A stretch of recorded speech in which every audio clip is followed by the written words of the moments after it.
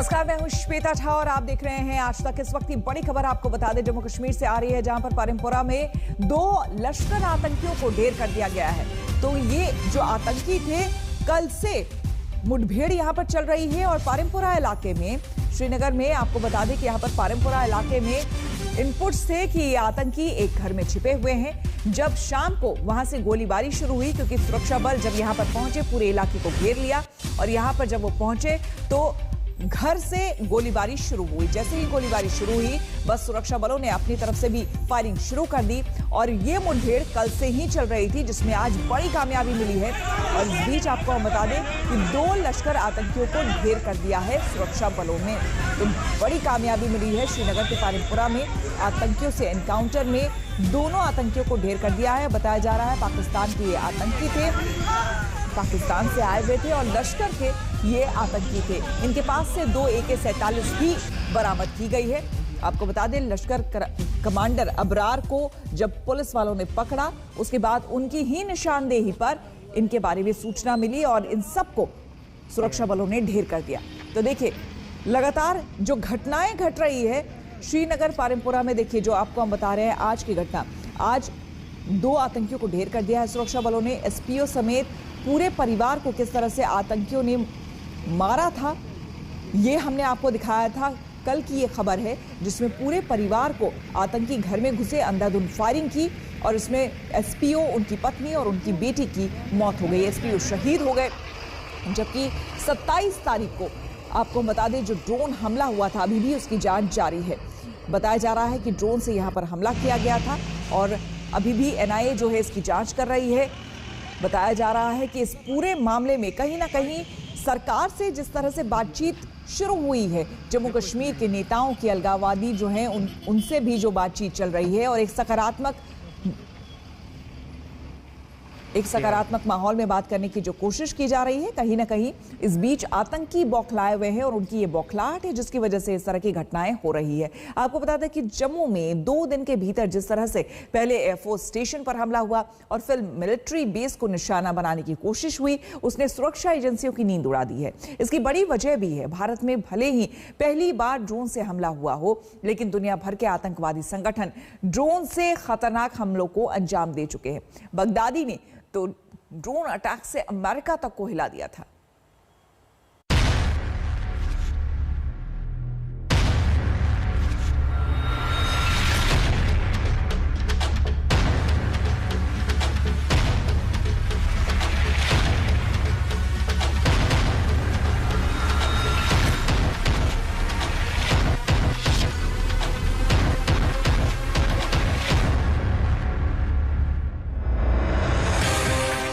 Jammu air force station पर हमला और अब जम्मू के ही कालू चक में मिलिट्री स्टेशन पर फायरिंग।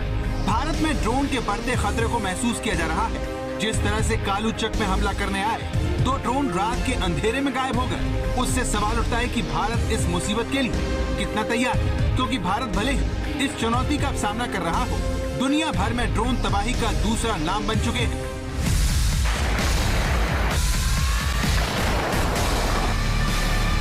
ये तस्वीर याद कीजिए, ISIS का एक आतंकवादी हमले के लिए ड्रोन को उड़ाता है। ये वो वक्त था जब दुनिया को पहली बार एहसास हुआ कि ड्रोन मिसाइल जितना खतरनाक है। ये छोटा सा ड्रोन ही था जिसके जरिए ISIS ने दुनिया की महाशक्ति को भी सख्ती में डाल दिया था।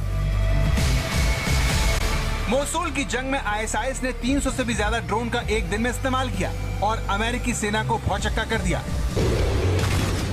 इसके बाद दुनिया में जहां भी संघर्ष हुआ, छोटे से ड्रोन का कद बढ़ता ही गया।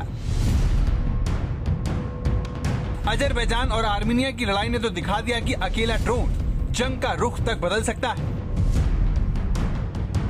इस जंग में अजरबैजान ने इजराइल के ड्रोन के बलबूते आर्मीनिया की सेना को घुटनों पर ला दिया।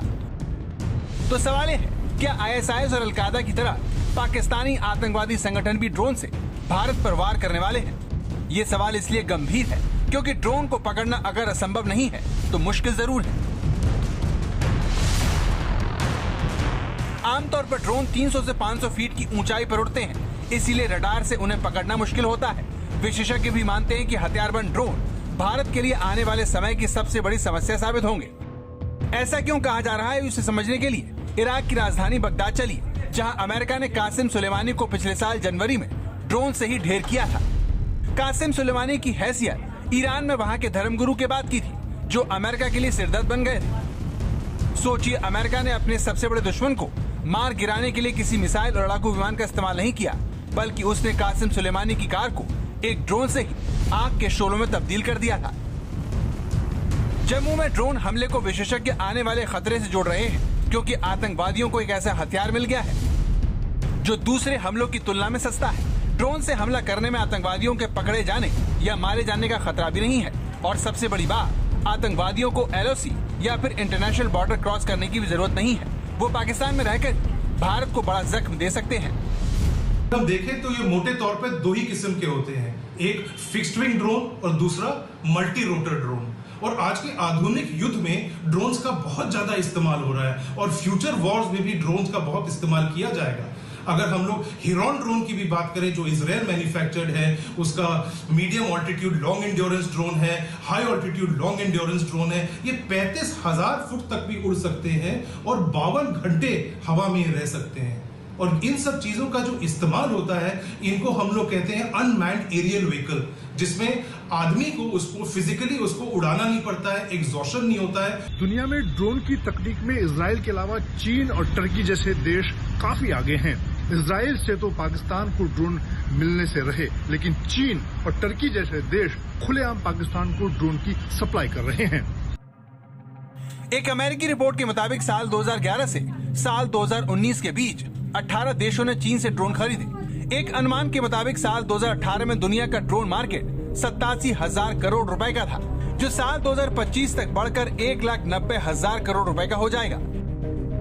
तो ड्रोन का मार्केट और उसका इस्तेमाल तेजी से बढ़ रहा है। ईरान जैसे देशों ने तो इसे अपनी सेना का अभिन्न अंग बना लिया है। आरोप है कि सऊदी अरब के तेल के कुओं पर जो हमला हुआ, उसमें ईरान का ही हाथ था।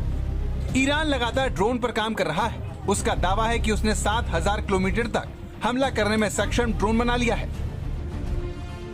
तो चाहे ISIS और अल-कायदा हो या फिर ईरान समर्थक हिजबुल्लाह हो, दुनिया का हर बड़ा आतंकवादी संगठन ड्रोन की शरण में जा चुका है। इसीलिए अगर पाकिस्तानी आतंकवादी संगठन भी ड्रोन से हमला करने लगे, तो भारत में भयानक तबाही मच सकती है।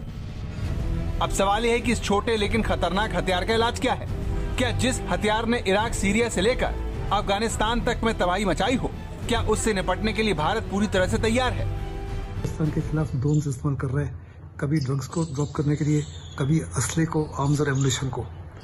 इसको निगाह में रखते हुए BSF ने कुछ SOPs बनाए, इसी माफिक सिक्योरिटी फोर्सेस ने भी बनाए, DRDO ने भी कुछ जैमर्स बनाए, जिससे ड्रोन्स की फ्रीक्वेंसी को जैम किया जा सकता है, उसको क्रैश किया जा सकता है। और कुछ प्राइवेट इंस्टीट्यूशंस हैं, उन्होंने भी इसके खिलाफ कुछ यंत्र बनाए हैं।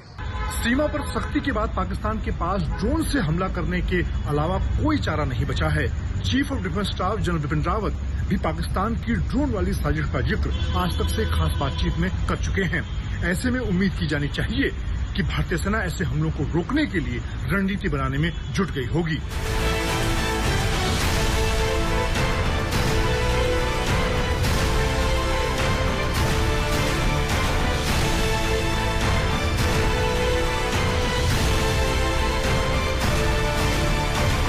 जम्मू से सुनील जी भट्ट, कमलजीत संधू के साथ मंजीत नेगी, दिल्ली, आज तक। अब सवाल यह है कि जम्मू में ये ड्रोन हमला कहां से अंजाम दिया गया? क्या इस साजिश को LOC के पास पाकिस्तान की तरफ से बैठकर रिमोट के जरिए अमली जामा पहनाया गया?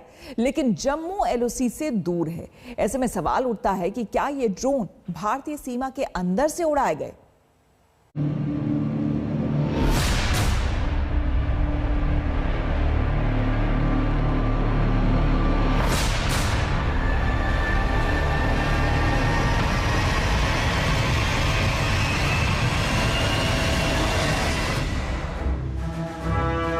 सितंबर 2019 से 16 सितंबर के बीच पाकिस्तान से 8 ड्रोन विमानों से पंजाब में हथियार पहुंचाए गए। इसमें 5 AK-47 और AK-56, 16 आतंकी मैगजीन, 4 पिस्तौल, 9 grenade, 5 satellite phone, 2 wireless set और 10 लाख नकली मुद्रा। तो पाकिस्तान ने पहले ड्रोन से जम्मू कश्मीर में हथियार भेजे, नशीले पदार्थों को ड्रोन से भेजकर हमले का रिहर्सल किया और जब उसे लगा कि वो हमले के लिए तैयार है तो उसने पहली बार देश में ड्रोन अटैक की साजिश को अंजाम दे दिया। जम्मू में स्थित वायुसेना स्टेशन पर हुए 2 धमाकों की जो है जांच अभी जारी है, लेकिन इसी बीच जम्मू के बाहरी इलाके में कालूचक इलाके में, जो कि सैन्य इलाका है, यहाँ पर सेना के कैंप है, यहाँ पर जो है 2 ड्रोन देखे गए हैं। पहला ड्रोन जो है मध्य रात्रि के आसपास देखा गया, जबकि दूसरा ड्रोन जो है सुबह 3 बजे के आसपास देखा गया, जो कि पहले से ही जो है समूचे जम्मू कश्मीर में जो है हाई अलर्ट घोषित था। तो वहां पर जो मुस्तैद सैनिक थे उन्होंने तुरंत जो है ड्रोन को जब देखा तो उस पर फायर किए। हमें बताया जा रहा है कि लगभग 20 से 25 राउंड जो है फायर किए गए ड्रोन के ऊपर, लेकिन ड्रोन को मार गिराने में जो है नाकामी हुई। लेकिन उसके बावजूद जो है एक बहुत बड़ा हादसा जो है वो होने से जो है टाला गया। जम्मू कश्मीर में एनकाउंटर होना, आतंकवादियों और पुलिस के बीच फायरिंग होना आम बात है, जिसमें या तो आतंकवादी मारे जाते हैं या फिर सरेंडर कर देते हैं।